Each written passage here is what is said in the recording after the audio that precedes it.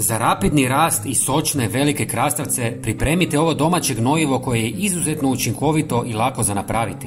Kada krastavci počnu cvjetati, potrebno je pružiti im dodatnu hranjivost jer u toj fazi troše mnogo energije.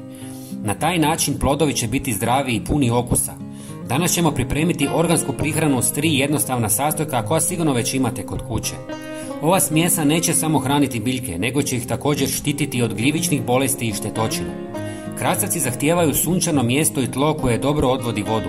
Redovito zalijevanje je ključno kako bi tlo ostalo vlažno, a također je važno pratiti biljke kako bi se pravovremeno uočile bolesti ili štetnici. Podrška u obliku rešetki ili kaveza također pomaže u rastu i lakšoj berbi. Sada ćemo pripremiti organsku prihranu za krastavce. U pola litre tople vode dodajte 1 gram suhog kvasca koji je izvrstan za poticanje rasta krastavaca.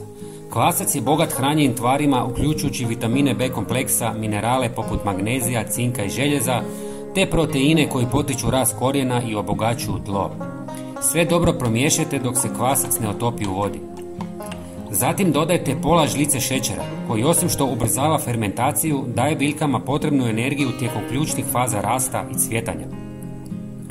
Nakon toga dodajte pola žličice kurkume, koja je odlična za biljke jer sadrži hranjive tvari koje poboljšavaju rast i jačaju otpornost na gljivične bolesti.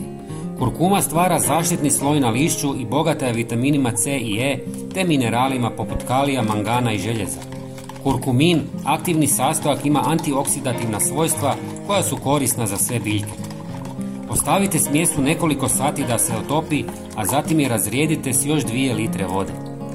Zalijevajte ili prskajte biljke 2 puta mjesečno, ali pazite da ne pretjerate. Prijatelji, ne zaboravite pogledati naš sljedeći koristan video na ekranu i pretplatiti se na naš kanal. Potpuno je besplatno. Hvala vam i pozdrav!